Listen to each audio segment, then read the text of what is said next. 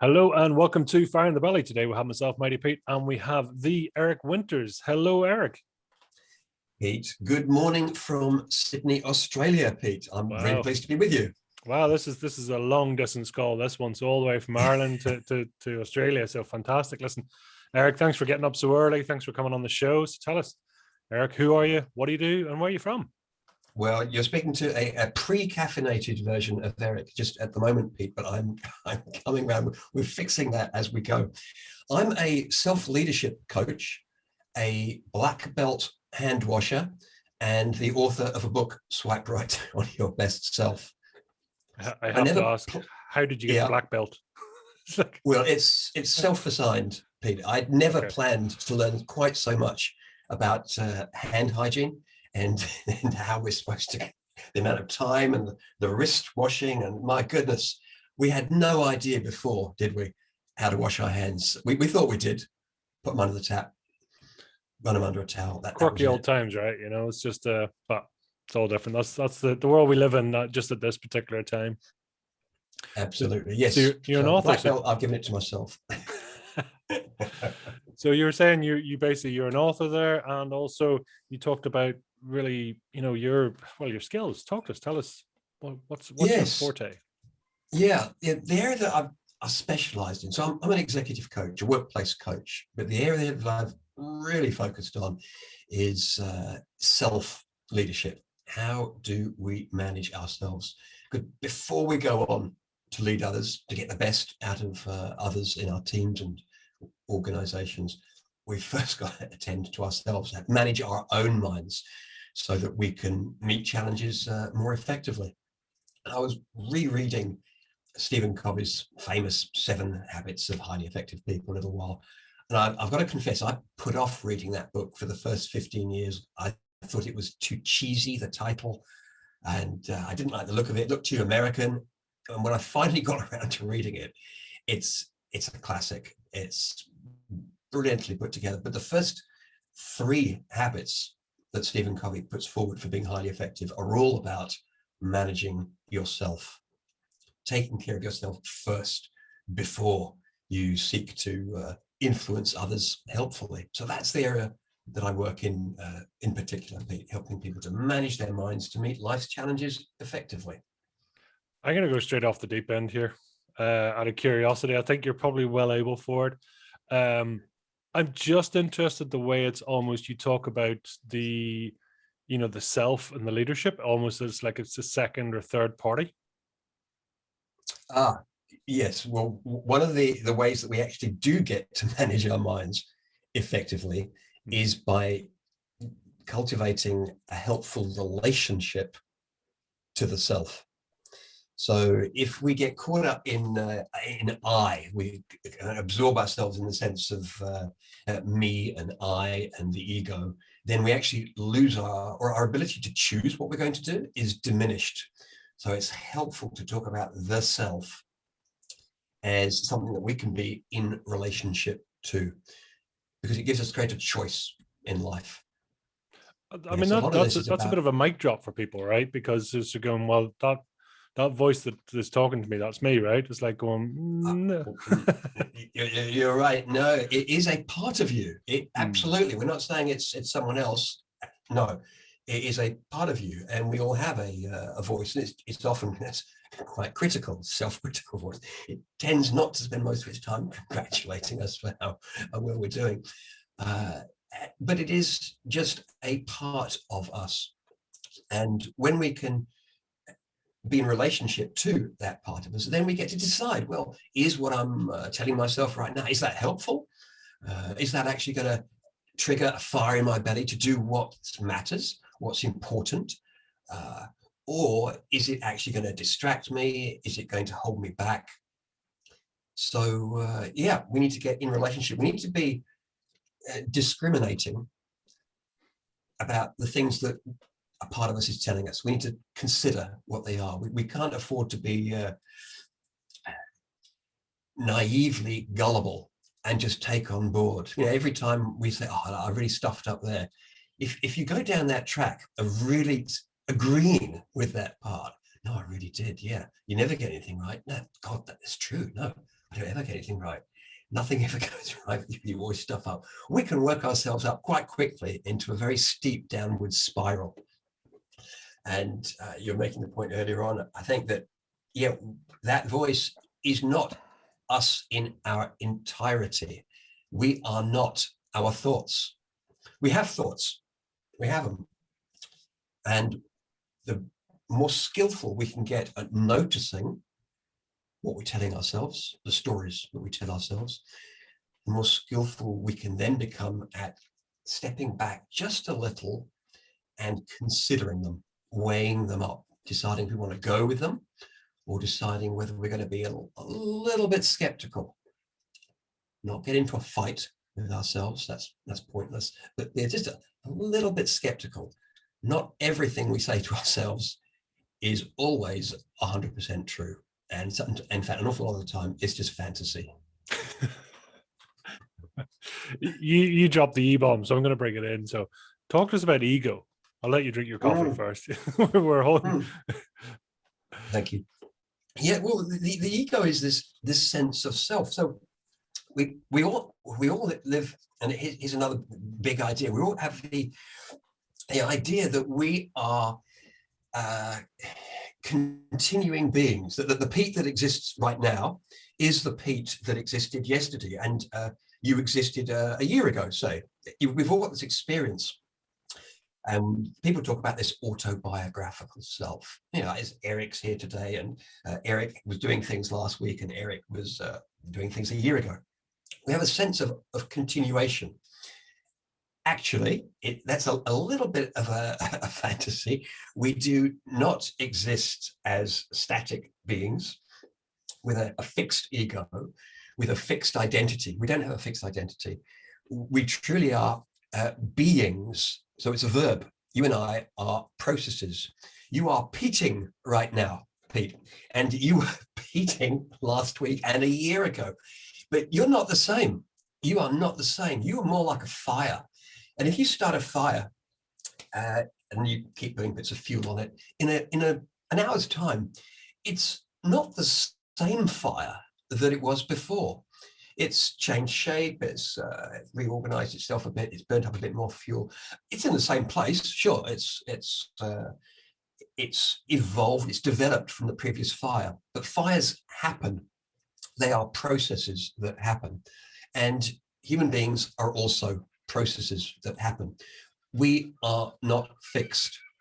And this is good news, because it means the things that you were doing last week, your nature last week or last year, the things you did, that was last year. This next moment that's happening has never happened before. And each of us gets to choose how we're going to decide to engage with this next moment, how we're going to be, how we're going to engage with others, how we're going to show up in the world, and what qualities we're going to embody. It's a choice, and it has nothing to do with what we did yesterday. We all have a great deal more freedom, Pete, than a lot of people think. So what part of you chooses what? What does the ego choose? Does the ego choose the past or the future, or what does it choose? Well, the ego isn't a choosing part. It's a sense of self. It's a sense of Can you break self. that down for me? Because you said that before, and I'm very curious. Yeah. So you are the Pete that does endure, the Pete that does continue to exist today and next week and week after, is the part that observes and notices the world. You have a part that can see the world, and you can notice your feelings. You can notice what you're telling yourself. So all of us have an ongoing element of ourself. And I don't want to suggest that these are really separate little Pete's or Eric's inside of us. It's not. It's something we do. We have a part of us that can notice the world, and that goes on, that endures. At times, we'll have an idea, and let's say it's I'm a good parent, perhaps. It's an idea, I'm a good parent.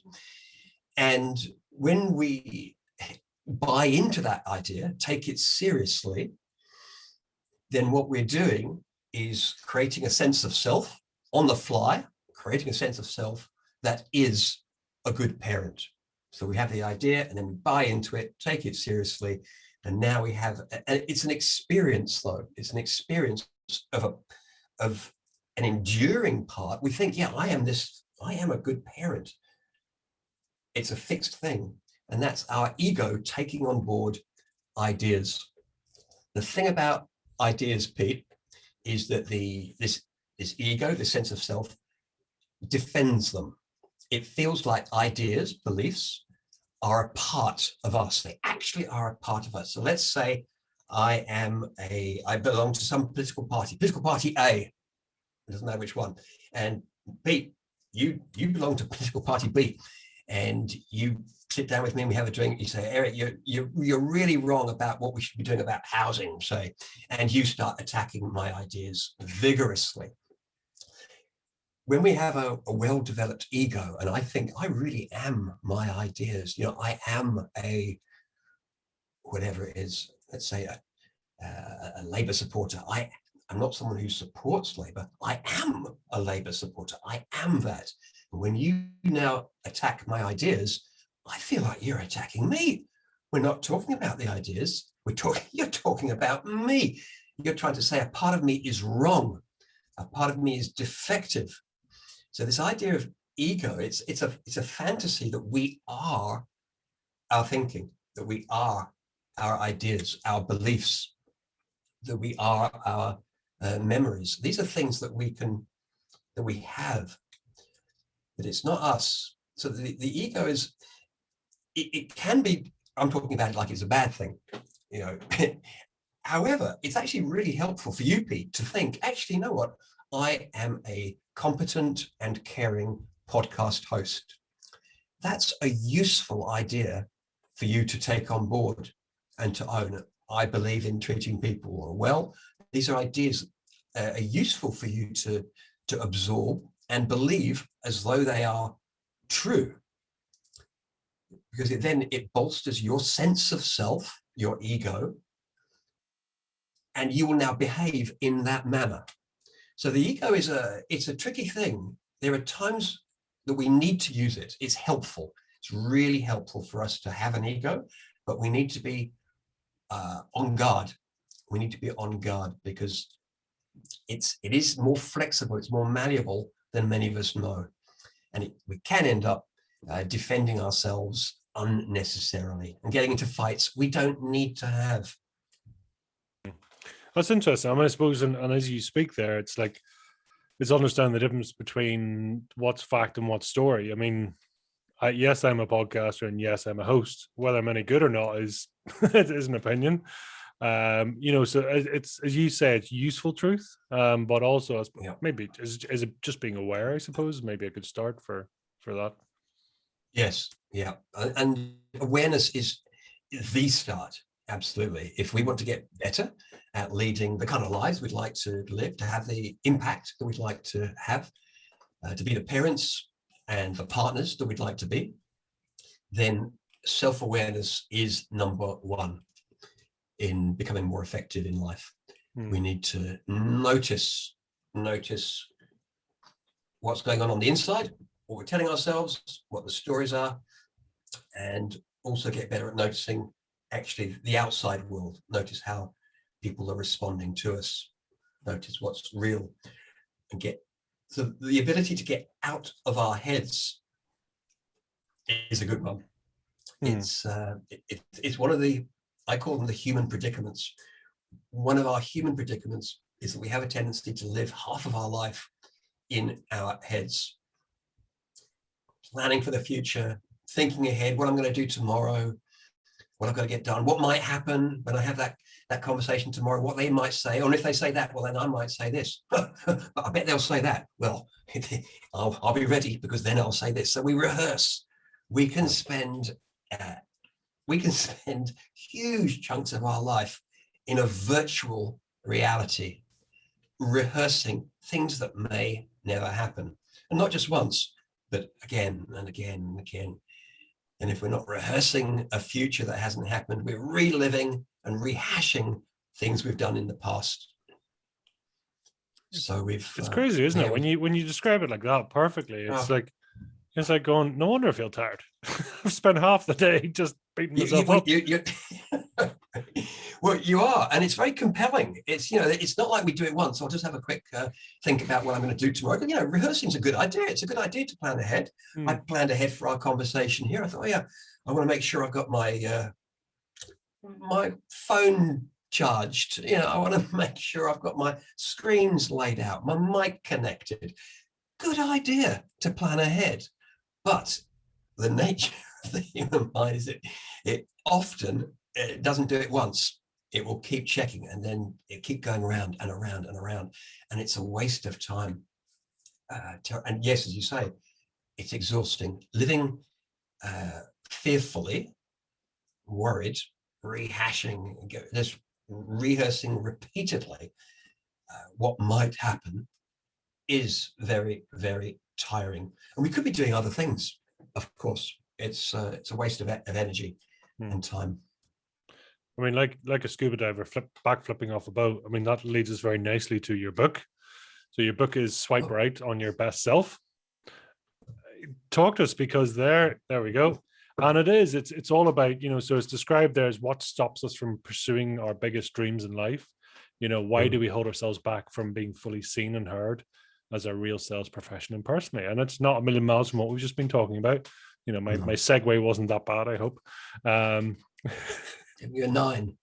It's just your opinion. A good 9. A good 9, Pete. A good 9, I'll take it. Anything over a 6, I'm there, So, but no, talk to us about the book. So yes, and a few years ago, a palliative care nurse here in Australia, taken care of hundreds of people in the last few days or weeks on Earth, was hearing the same regrets again and again. I'm not saying everyone had a regret, but she was hearing from some of the people who had, in their last hours or days, were voicing to her. It's a very intimate time, as you can imagine. They would voice to her quietly what their personal regrets were. And she heard one regret more than any other. And it was this: I wish I'd had the courage to live a life true to myself and not the life that others expected of me. I wish I'd had the courage to live a life true to myself and not the life that others expected of me. My book is about how can we all develop courage so that we can author our own lives, decide for ourselves what matters. And these two things they're a piece of work. Working out what is personally important is a piece of work, because the world out there has a lot of ideas for what people of your gender and of your age and from your country and with your color, how you ought to behave. There's a lot of messaging from society about what sort of behavior will be approved of, what will be supported and encouraged and endorsed by society, and what will be condemned. So by and large, societies don't like people to express too much individuality. There's a certain way, and we take a lot of it for granted. But you and we're both wearing shirts, open collar shirts, and partly, it's an effective piece of clothing, but our cultures have encouraged us to do that. There are other parts in the world where people don't throw on this kind of a garment. They would get looked at in a funny way if they put on a shirt, the kind of shirt that we're wearing. But we do this not just with what we wear and how we dress, but in how we behave to one another.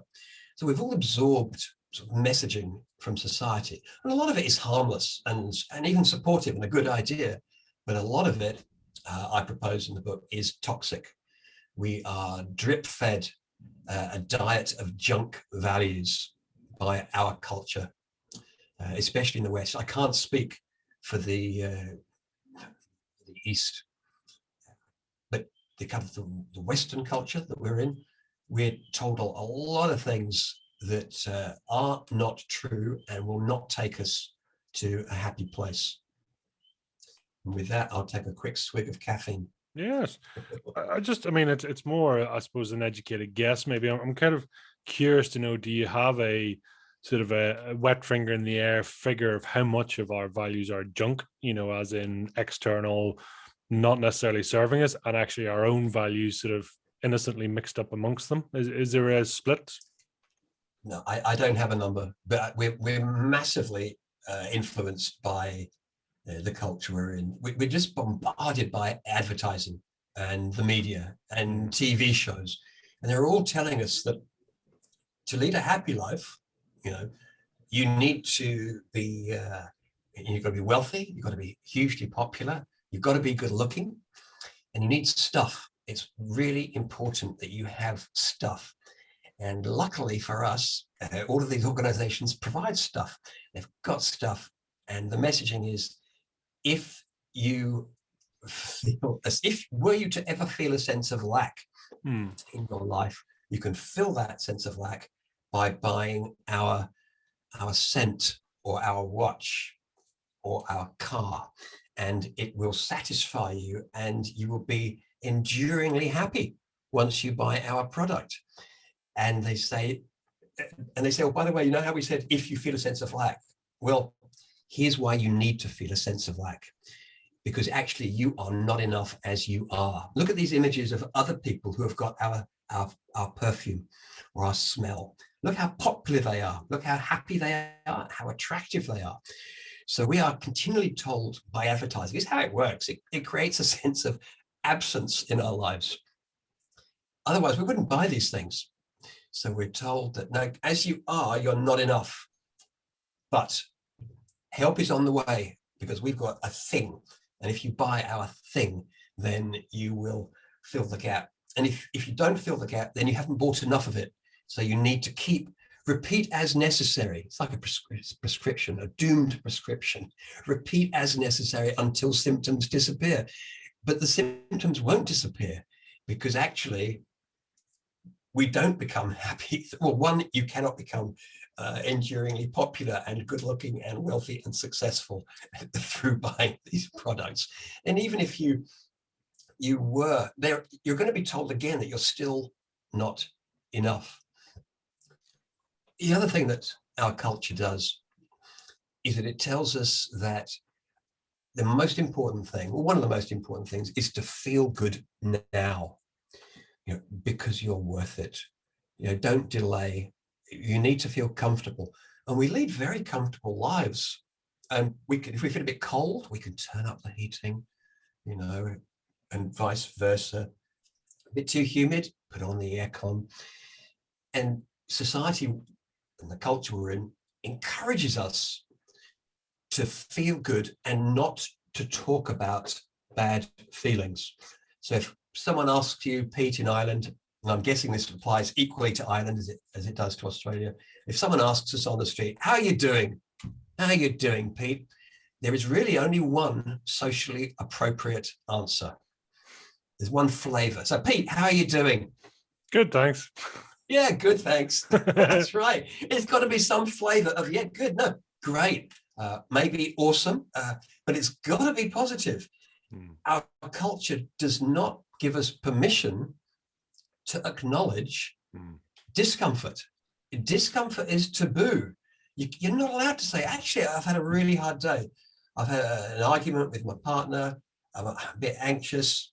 I've got a lot of bills to pay right now. I'm not sure about the work that's coming up. I'm not sure what's going to be happening there. My mum's sick. I don't know. We can't talk about what's hard. So our culture, it robs us of the permission to honestly talk about real life experience. Now, this has one particularly toxic downside, because we've been trained not to acknowledge difficulty with each other. We take it one step further, and we also try to avoid feeling discomfort with ourselves. So we push it away. We've been told we've got to be positive, relentlessly positive. Positivity, good.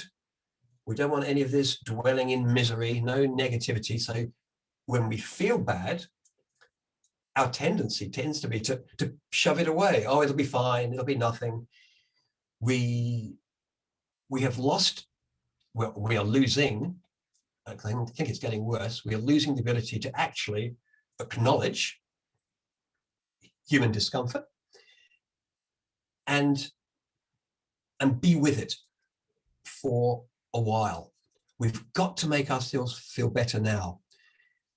And if we allow that idea to really influence us, that we mustn't feel bad, then is it any wonder that we drink a lot to soothe ourselves, that we eat a lot to soothe ourselves, that we distract ourselves a lot on the internet or what have you, or on Netflix to soothe ourselves?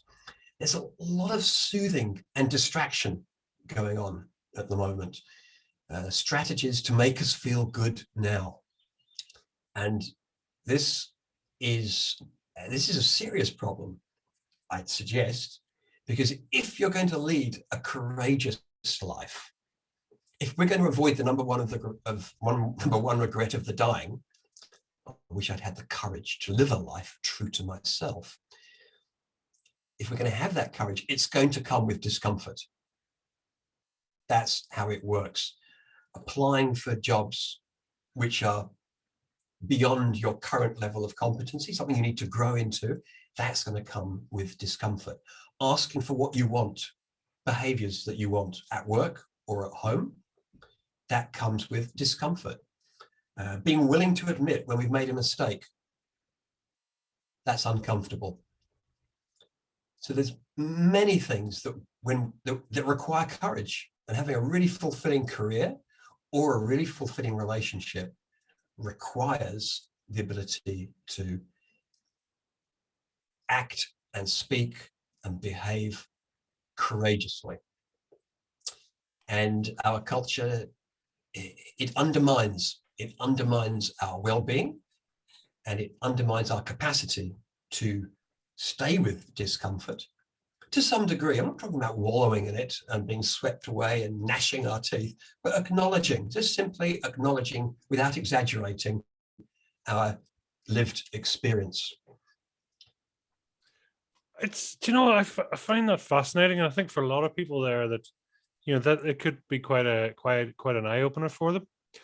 Can I ask for you? I mean, how did you come across this and really sort of get into it? I mean, had you this sort of noise, this sort of outgoing side and other people's voices in your head? Yeah, well, let me take a bit of a step back how I got into this. So I used to work with IBM, big computing company around the world. I worked in Scotland, in Edinburgh for 8 years. I worked in Abu Dhabi in the Middle East for a couple of years, Munich for 3 years, and then Australia. But it didn't matter where I was. I noticed there were very, very intelligent, skilled leaders, experienced people in all of those cultures. And some of them, when the pressure was on, the heat was on, when the airline booking system had gone down and the phones were ringing and there's a lot of excitement in the office, there were some managers who could really keep it together and they could get the best out of themselves and out of their teams. And then there were others who would, to some degree or other, lose it. They'd panic, they'd get anxious, and they would infect their teams with anxiety. And I was curious, what was made the difference?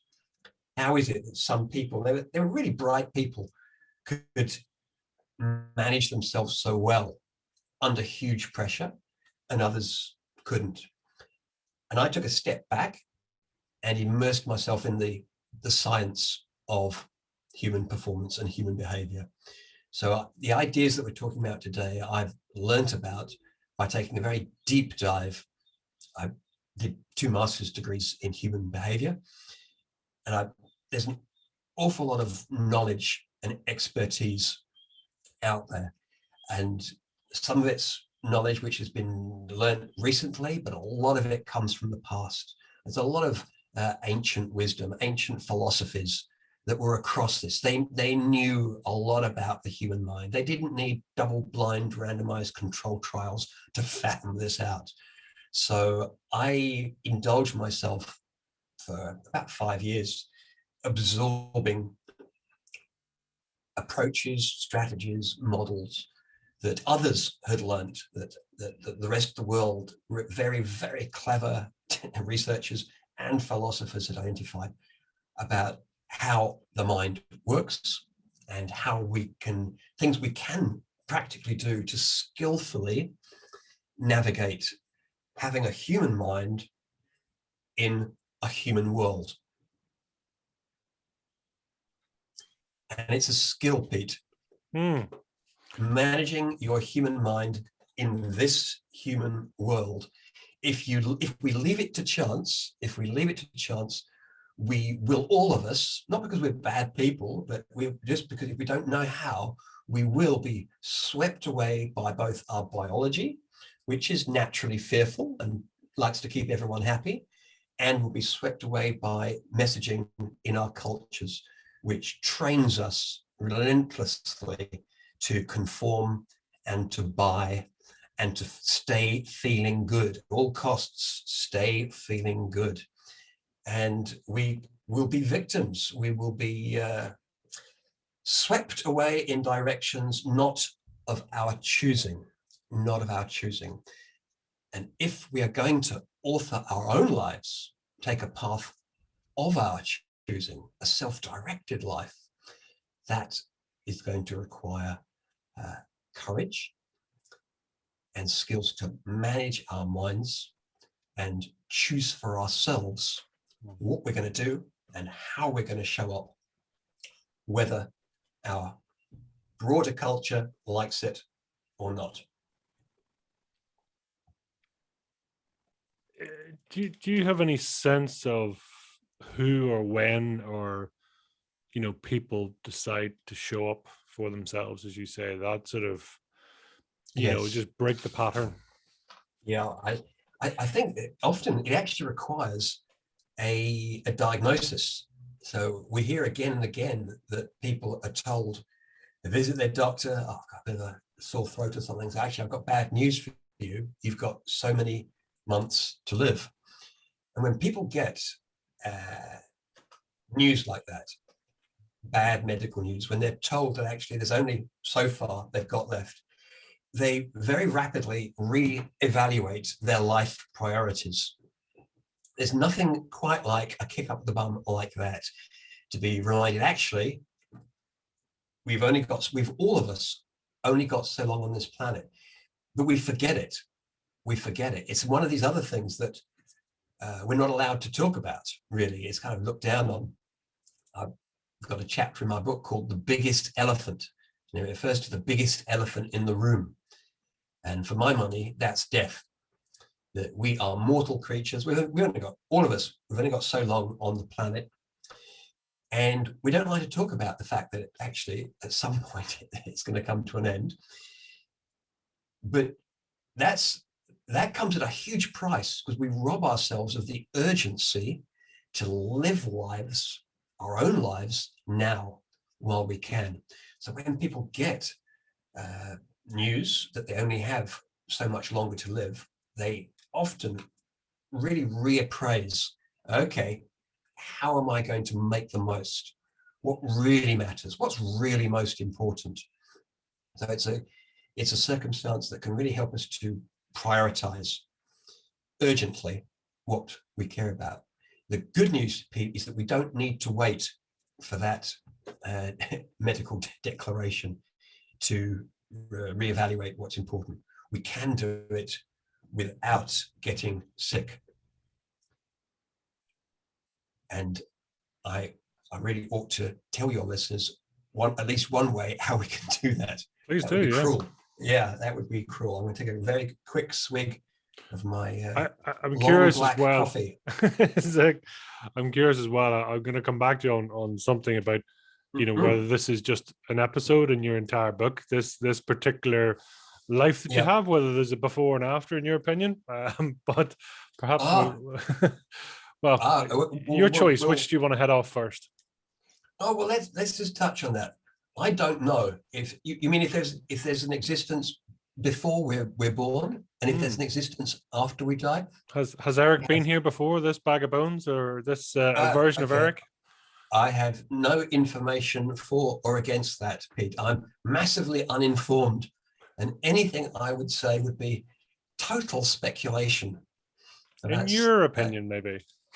if I had to guess, well, I really need some sort of evidence, even dilute evidence, to support an idea. So I'm not seeing that evidence. No. So I suspect this is it. Which makes our time on Earth even more precious, even more valuable, if we're not going to get a chance to repeat it. And even if we were going to get a chance to repeat it, you wouldn't get a chance to repeat this version of you, the version that was born in the year that you were born and that died in the year. This one episode, this episode is got to be unrepeatable. So we want to make the most of it, surely, anyway, regardless of what happens after. It's almost irrelevant what happens after. Surely we want to show up as our best, as our boldest, best, most courageous selves for this life, and hope for the best, perhaps. I mean, you say surely, and this may link us back through, but I mean, it's like, not everyone wants to do that or is aware of it or is that hungry, right? You know, some people are just saying, that's not my thing, or I don't feel the passion like you do. Yes, and this gets back to the idea of the fire in the belly, the appetite, an appetite for life. I'd say a lot of us can have hope beaten out of us, a hope for a better life. Because in order to allow yourself to entertain ideas of realizing personally meaningful ambitions, you've got to have some sense that it's possible, some sense of actually, it could happen. I could make this happen, that I have some agency. And some of us grow up in contexts where they're taught from a very young age that they are no good. They'll never amount to anything. They should be grateful for what they've got, and they should keep quiet. And you know, I will not blame anyone who's brought up in a household like that for actually feeling small and weak and helpless. You know, who wouldn't if you were soaked in messaging like that? However, there are more positive messages in our society, and I do think, regardless of your situation, if you can listen to ideas which may begin to, I think your fire metaphor is a good one, because a fire can start with a spark.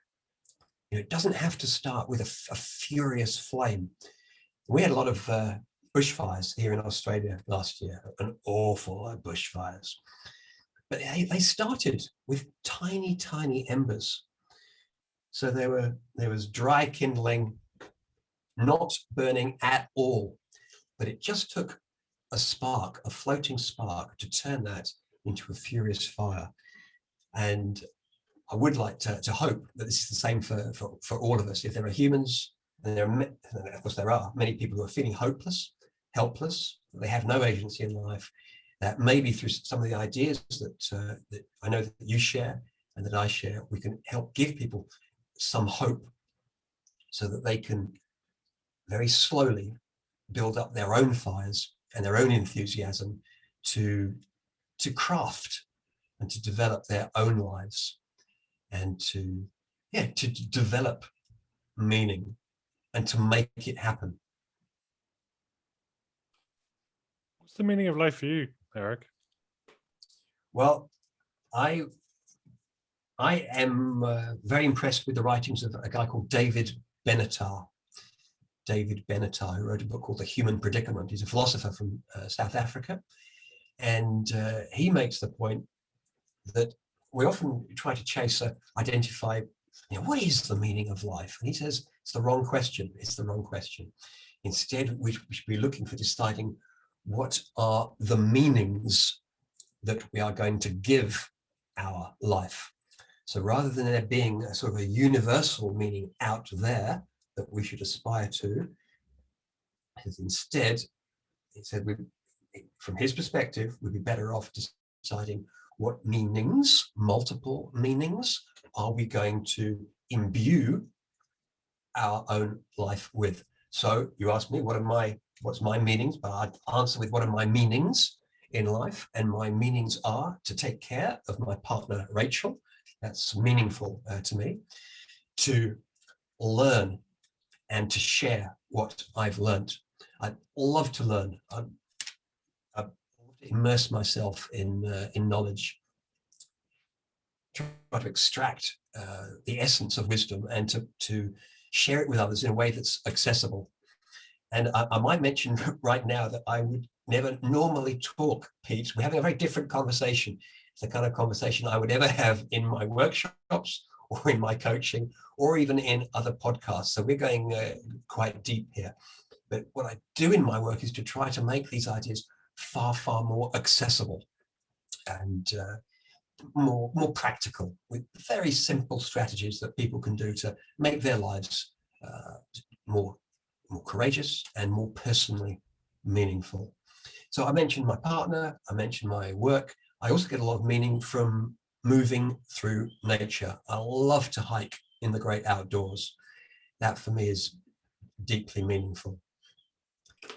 And there are meanings in tasting life. So I believe in savoring experience, in pausing.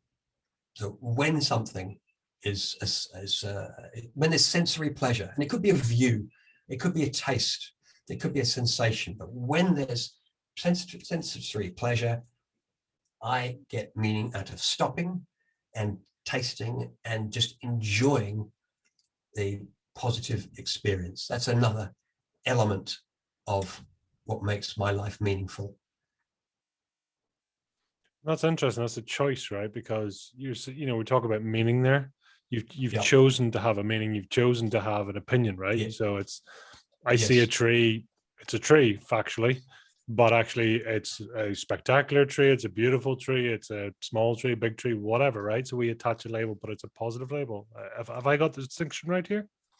Well, that is right, that we do get to choose how we engage with life. So we do get to choose how we engage with what's outside in the real world, as you say, trees, leaves, dogs, people, roads, everything. We get to choose how we relate to it. And since we've gone there, we also get to choose how we relate to what's in our inner world too. We get to choose how we relate to what shows up. And developing skills of being in relationship is what will give us much greater agency in our life and can help to make life far more meaningful.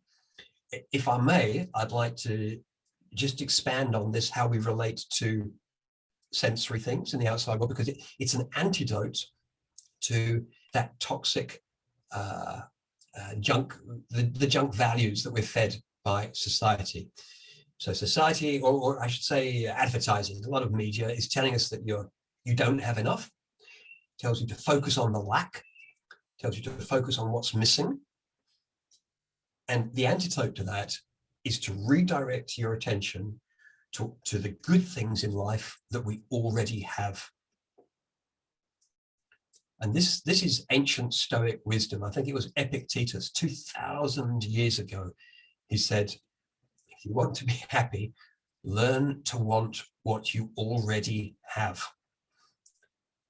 And we have so much, Pete, today. You and I have lives that emperors of the past could not dream of. I'm talking to you and you're on the other side of the planet in real time. We've got no lag. There's no echo. I can even see your furry face, Pete. There you are. It's a sort of miracle, really. So we're living in miraculous times. Hot and cold running water, medicine, is extraordinary today. We've got libraries, there's the internet, and yet we're all get habituated to the good things we have. And that's normal. This is just is how we're built as human beings. Anything you see on an ongoing basis, anything you experience regularly, you take for granted. I do this, I might confess, Pete, with speed cameras.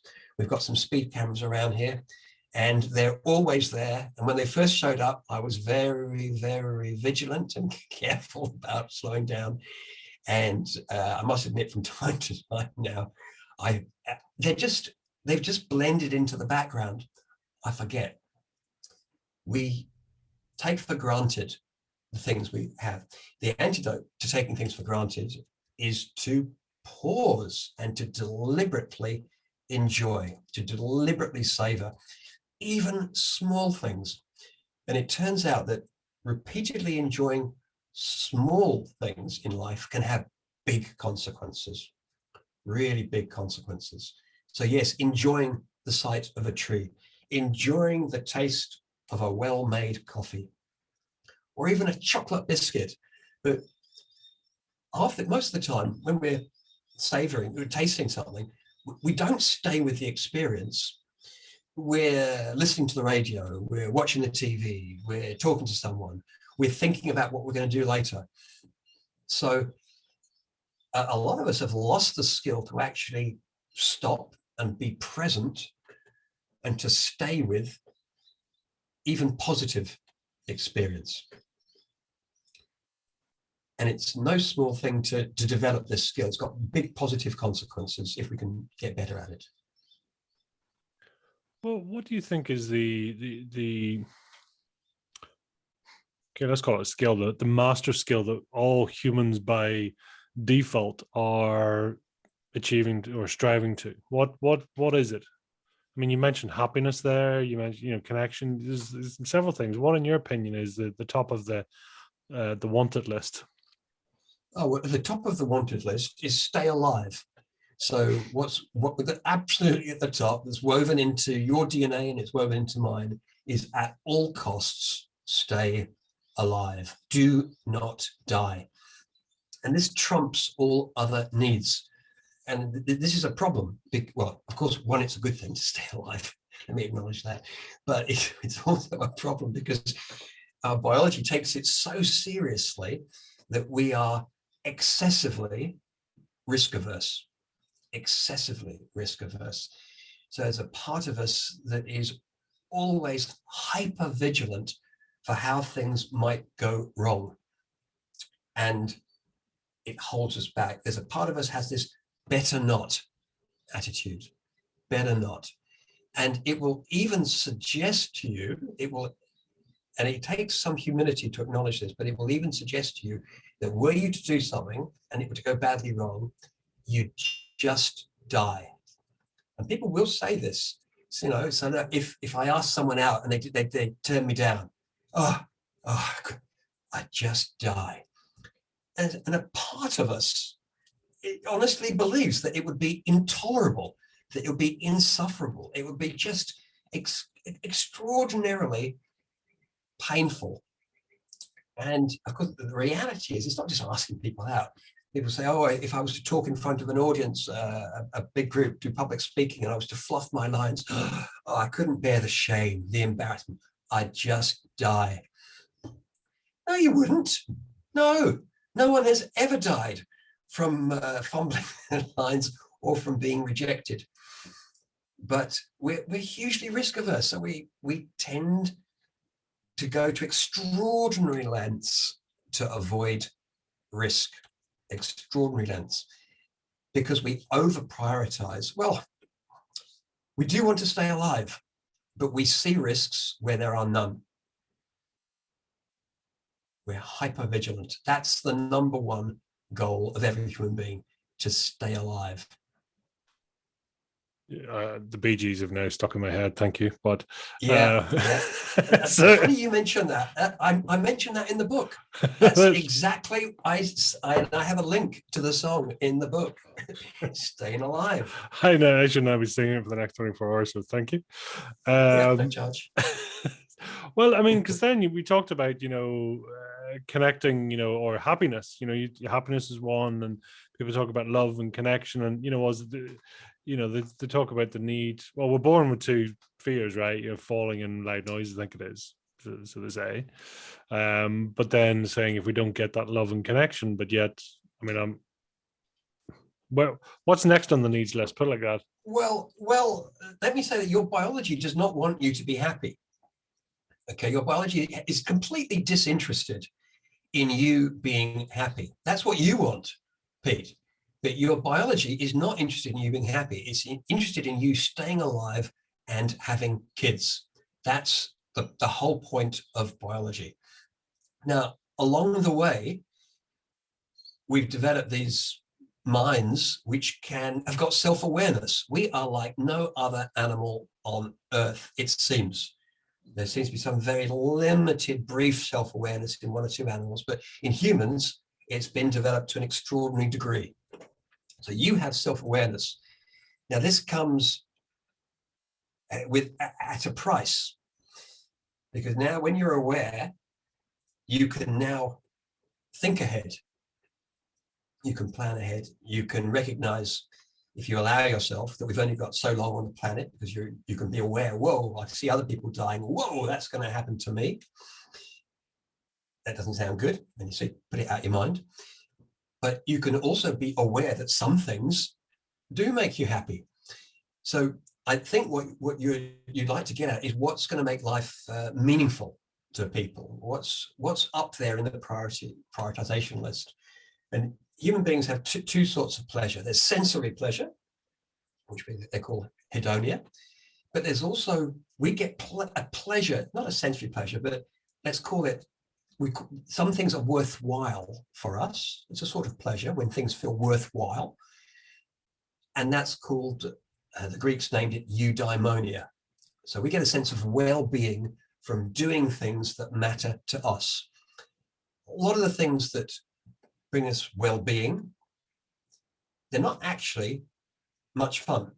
So if you're taking care of a sick child, very, very meaningful to you. But staying up all night when you're exhausted with a sick child, it's hard work. It's meaningful work that you will do willingly and gladly because you love that child. But it's not fun. It's not something you'd choose on a holiday. It wouldn't be great if I could stay up for a couple of nights taking care of sick kids. A lot of things in life, when you're a human being, that are meaningful aren't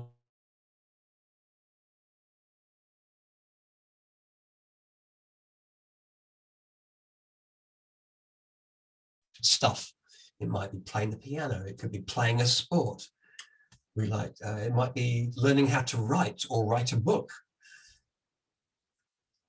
These things, that a lot of learning, a lot of development is actually uncomfortable. Being stretched, growing,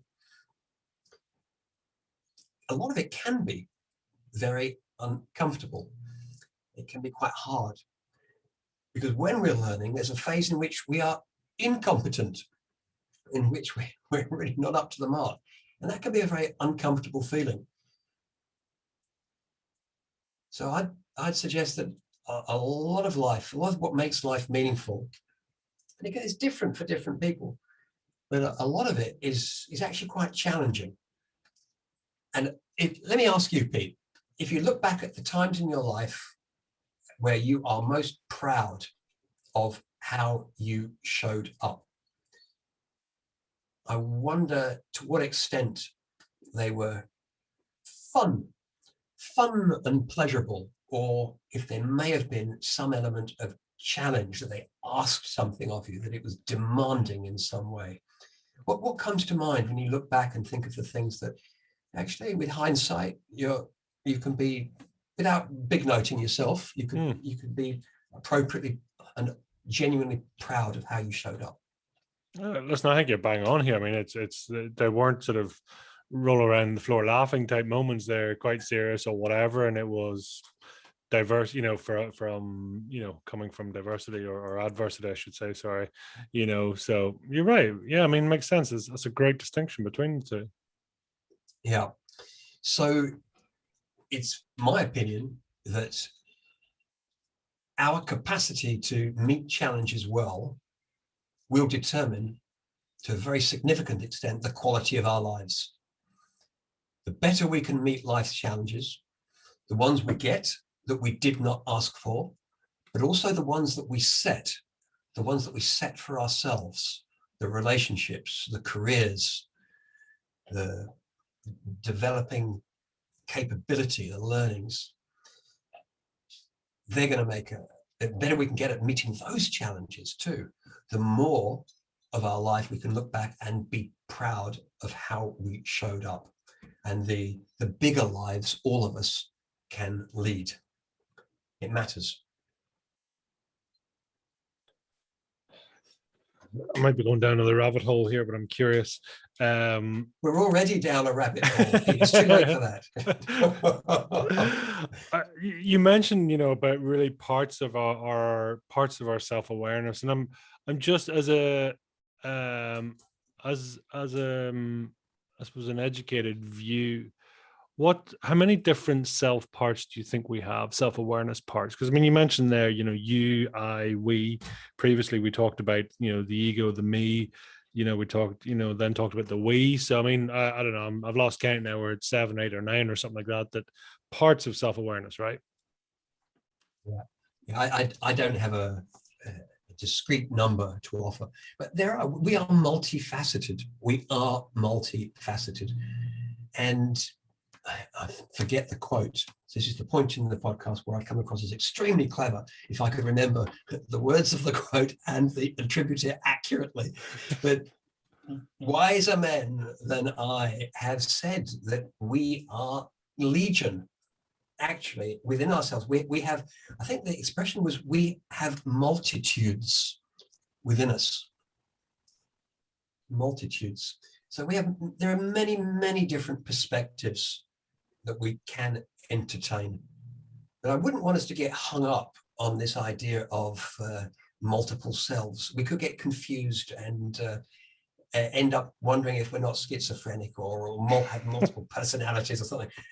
We don't. We're just complicated beings, but there is a part of you that does endure, and it's a really important part, and it's your observer self.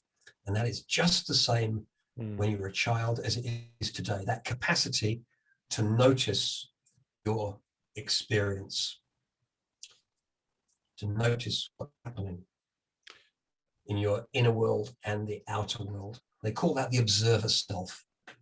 That's interesting, because that means there is a third entity, right? So you've got the observer person thing, and then you've got the inner, and then you've got the outer. So there's 3 distinct parts there for a start anyway. So for a start, yes. we are far more complex than we give ourselves credit for, perhaps. Is it any wonder we find life tricky, that we struggle sometimes? So I find it curious because, the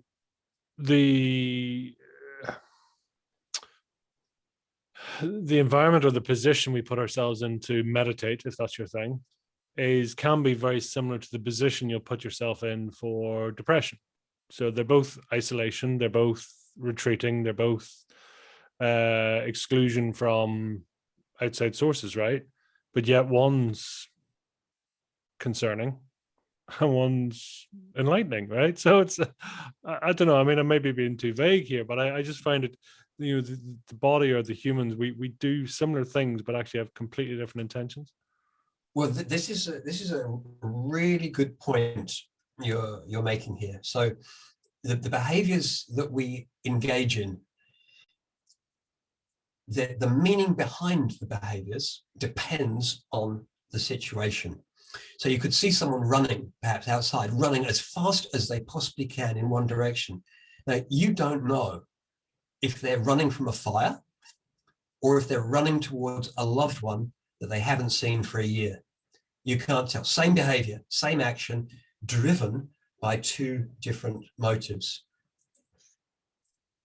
In life, the approach to behavioral science that I have run with and embraced, and I might just mention now, it's called ACT, Acceptance and Commitment Therapy, or Acceptance and Commitment Training, depending on the context.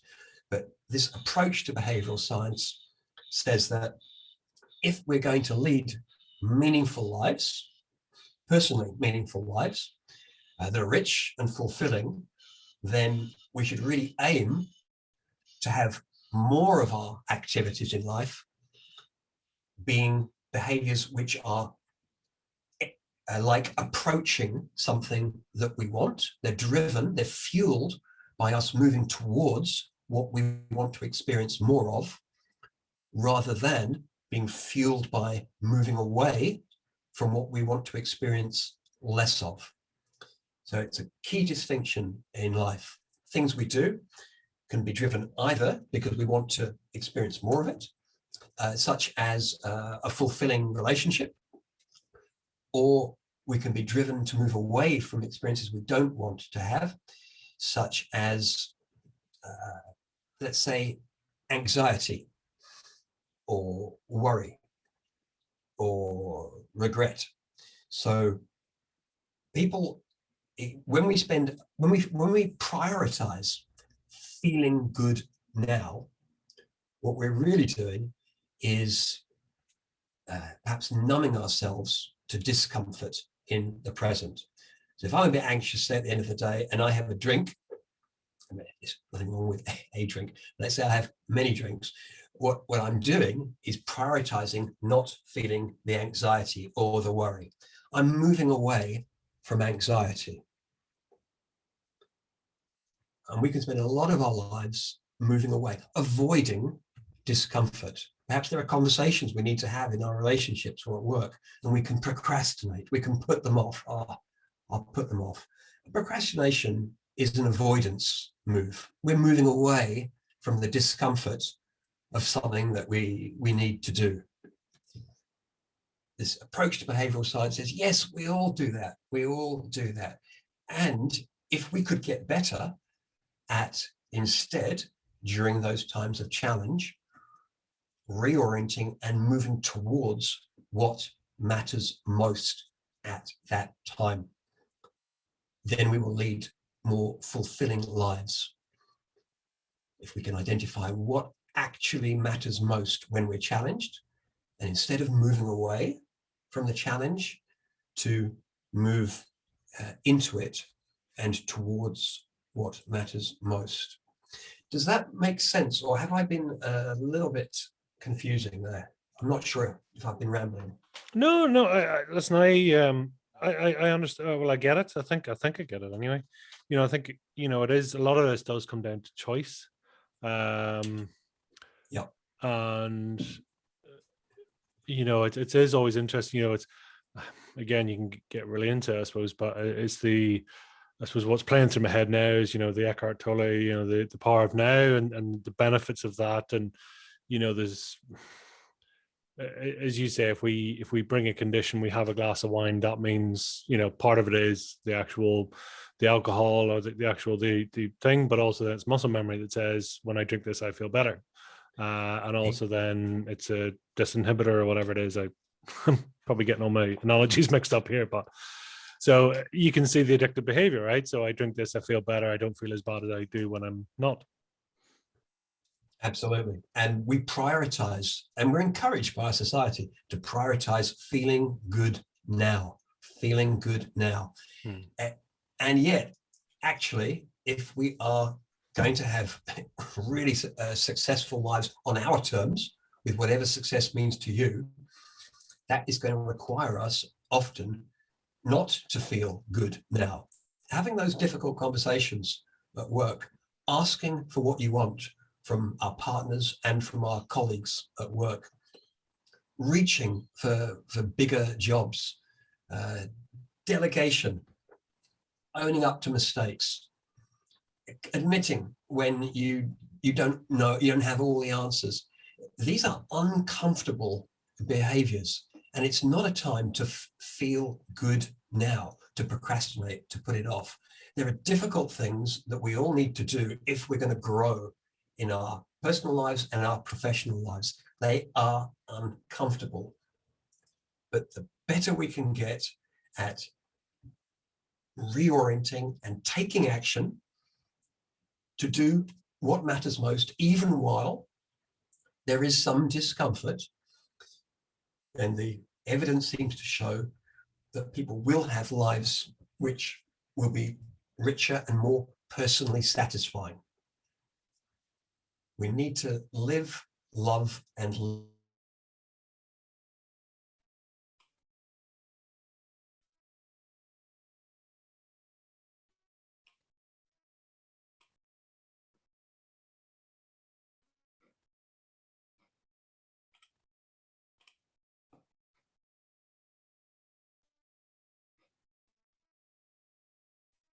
Yeah. and we lost each other for a few moments there, Pete, but we are back. We're back. I don't know. There's something I did manage to work out. We're 17,200 miles apart, so, or kilometers apart. Yeah, I should say. I think we can allow one or two interruptions. Yes. No, it's yeah. I find it so interesting. I mean, are you of the belief that the ego doesn't exist in the now? Well, the ego is something that we create. So it's a creation. It's a pervasive sense of self that is fused with ideas. So it's something we create. But it's actually quite useful to have a sense of who you are, of who Pete is. It can be useful because you can attach ideas to it, useful ideas, that actually the Pete that you'd like to be is someone who is, I don't know, caring, compassionate, thoughtful. And if you can take those ideas seriously, then you will behave like that more often. We behave, Pete, like the kind of people we think we are. We behave like the kind of people we think we are. So if you think of yourself as someone who embodies those qualities, you are more likely to habitually show up that way. This is a useful thing. So that's your ego being useful, your sense of self being useful. But we need to be careful about what else we pull in to that ego. I should explain. My ego loves to talk about ego, so it's always a hot topic for me. It's like, just to circle back on your previous point, I'm curious in terms of when you're asking for what you want, and you're sort of saying that it's part of it is, listen, it's potentially fear, anxiety, all these things. Is it possible, in your opinion, to actually make it a pleasure base, so I can ask what I want pleasurably? So assuming we're sort of typically binary, either pleasure or pain based. So is it possible, do you think, to evolve your life to kind of go, here's what I want and I'm fantastic about it, It doesn't have to be a hard experience. Yeah, well, it depends on the context, of course. I mean, there are certain environments, certain situations in which, yes, you can ask for what you want. And no part of you will tell you that this could go horribly wrong. No part was. So whenever I ask for an ice cream from the ice cream vendor, it's risk-free and I'm completely content and happy to do it. But no, I don't think it's possible under all circumstances because what you're saying there is, can I have a life that doesn't require courage? Can I just feel confident, please? Can I feel 100% confident and good all the time, regardless of what I do? And no, we can't have that. There is no confidence. It's something else you mentioned earlier, which I'm going to offer another perspective to. So you're saying perhaps either we're feeling one way or we're feeling another. We've got these two states. I have a suspicion that actually we have multiple experiences at the same time. That it's possible to be both excited about something and worried and anxious and feel the spark of possibility and be happy and sad. And everything. I think our inner worlds are a bit like orchestras. There are many instruments in those orchestras. Sometimes one of them will predominate and it's very loud. If we listen carefully, there are still some others in the background that are playing. Now, that's only my theory. That's not borne out by anything I've ever read or studied. I'm just saying I have a suspicion. I have a suspicion. I haven't noticed at times in life I've had, when challenged, I've noticed that there've been quite a lot of different experiences happening at the same time.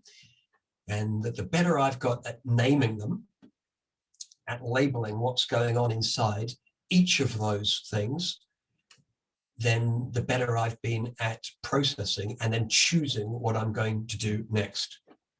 May I give you an example? Please. There was a time in life when I'd just been rejected by someone that I'd been going out with for a few months, and it hadn't actually been going very well.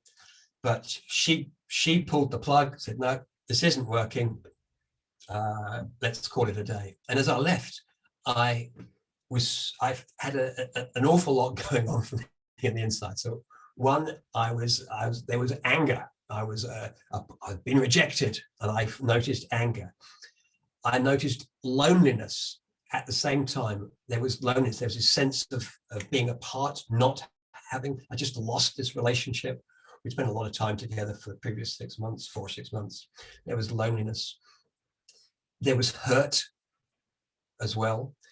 And then right at the back, and it was really quiet, Pete, and I'm almost embarrassed to mention it, but right at the back, there was relief. There was also relief. It hadn't been working. It hadn't been working. And she had the courage to actually call it out. So there were these 4 things. And when I was able to hear each of them, acknowledge them, oh yeah, no, there is hurt. Yeah, I'm feeling hurt. Yes. No, there is anger. Yes, I can notice the anger. So I was able to sit with each of those experiences, one after the other. And I tell you, I've never got over a relationship so quickly as I have on that occasion. And I do put it down to the labeling of my experiences and being able to stay with each one individually, to hear it, These feelings are sometimes a little bit like visitors at the door that are ringing the bell. And if you don't answer the bell, go to the door and just acknowledge them, they'll keep ringing. But you don't have to let them in. Okay. I'll take a risk here. When the Jehovah's Witnesses come to the front door, you don't have to invite them in. But it's a courtesy to open the door and acknowledge, yes, I see you, I hear you, I acknowledge that you're there. And if we can do this with our experience, our inner experience, we don't have to let it in and let it dominate our lives. So you don't want to stay angry, stay hurt, but it is important when we experience these things to acknowledge our lived experience. It really is happening. It's a way of living honestly, I think, with yourself, to acknowledge your real life experience. It's choices, and it right? helps us. Yeah, and it helps us move ahead. It helps us then choose. And now what are we going to do? Just wondering whether to blow up time here and say, does this all exist? Does your future exist already? I mean, if we're multidimensional and all the shapes and forms and all the different parts of us exist, does your future self exist, do you think? I have no idea, Pete. I really have no idea. There are some time scientists that say that all possible futures, there's a multiverse, isn't there? This is an idea that everything that could exist does exist, but I haven't put any effort in thinking about that, and I am overwhelmingly concerned with this path and crafting and authoring my own life in this reality. Concern's an interesting word to put onto that, though. Why concerned? I mean, it could be I'm inspired by what's going on in your reality, or sorry, yes, no, the word concern it means that I'm interested in this case. Yes, people sometimes use the word concerned me, are worried by, or it concerns me. I'm using it in a broader sense. It's what interests me. Yeah, it's where my attention is. Yeah. Just want to again circle back to something you're saying. You're talking about there. The true to myself, and then versus what others expect of me, and then we sort of slipped in one in between and saying, who you think you are, or your own truth, if you like. So we've and you sort of intimated slightly that actually it's maybe not just red pill, blue pill. It might be that there's a sliding scale and different parts of us are on the sliding scale. Have I picked that up correctly? Yes, that's right. I think there's a sliding scale to most things in life. There's very little that's black and white. We like to say, we like to simplify. It just makes it easy for our brains to think, someone is a good person or a bad person. Well, actually, everything, all qualities are on a continuum, a sliding scale. So yes. And in regards to Sixth Sense, where do you fall on that? No, I like to. I need a certain amount of evidence, a certain amount to believe in anything. So I'm very willing to believe in anything whatsoever, but I just need some sort of evidence. I'm not seeing any. But mind you, having said that, I used to think that the humans had 5 senses, but actually, even biologically, we have something like 9. So we all absolutely have a 6th sense. But you're referring, I think, to some sort of intuitive or extrasensory perception, perhaps. Well, I suppose intuition, if you like. I mean, I suppose anything from, I don't know, gut feelings to... No, totally. We all absolutely have intuition, but intuition is a form of decision making that we make. So it's not a sense. No, I don't think so. I wouldn't say it's a sense. It is a decision making. So the way I think of intuition, maybe I may be the only one who thinks of it this way, but I think of intuition as a decision making, that all of our experience is brought to bear. We're in a situation and some of our mind weighs it all up and says, have we seen this before? Have we been in a situation at some point in the past when something like this was happening? And how did that end up? And our minds come to a conclusion and it offers us its result. And it will do that with a feeling. They say that all decision-making requires feeling. So there are some people that any time you make a decision, I'm going to do this or not do that, that is actually conveyed to your mind with a feeling. Some people, unfortunately, have had car accidents where a part of their brain has removed their ability to feel.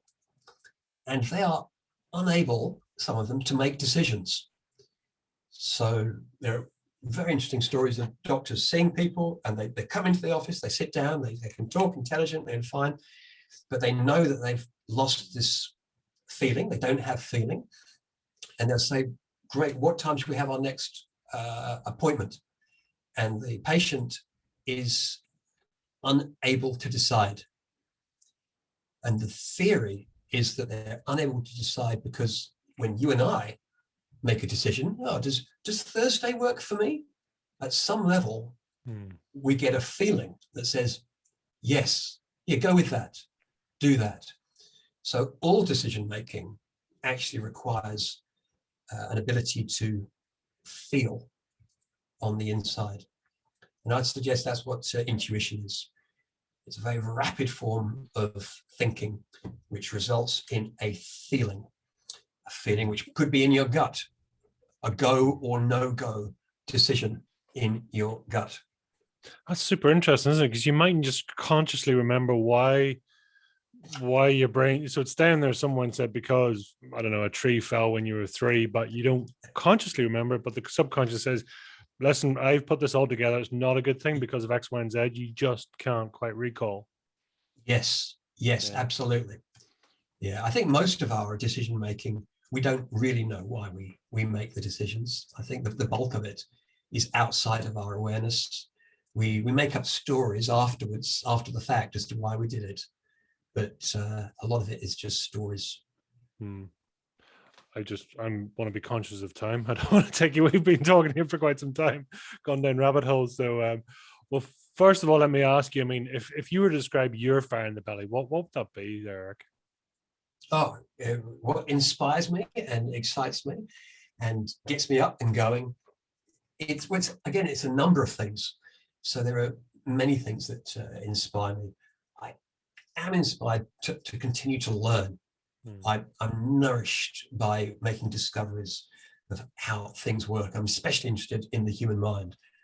I'm also inspired by sharing what I've learned with others and seeing the difference that it can make. It's such a thrill to speak to people after my courses. I don't just mean at the end of the course, because everyone has a good time on the course, but I mean a week, a month, 3 months later, and to hear of the changes that people have made in their lives.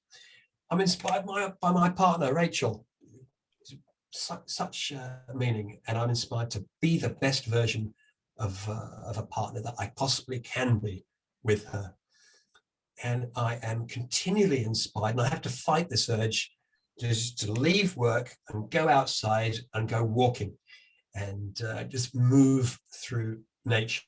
I've got this ongoing drive to be outside, moving through the natural environment. We're blessed here, Pete, by being next to the sea. Whales are passing the coast right now. It's peak whale migration season. We've got kangaroos jumping around the bush. We've got echidnas, which are sort of hedgehoggy type thing. There's a lot of life. We've got parrots in the trees, and I just love hiking through nature and just observing the natural life. And that's another one of the things that inspires me. I've got a random question that I came up with at the start, and I will let you go after this. What are you putting on your headstone? Well, you're assuming there's going to be a headstone, and I think okay. I'd much rather be deposited at sea, perhaps, and used to feed the fish. But what would I like to? Well, I've actually got a very humble sort of approach here, because I think we all take ourselves far more seriously than is deserved. We're all here briefly on the planet, and while we're here, it's tempting to think that we matter so much. We matter hugely to the planet. But it's a Stoic idea from Stoic philosophy that it doesn't matter whether you are an emperor or a mule driver. We all end up in the same place, and all of us will be forgotten, and quickly, right? Quickly.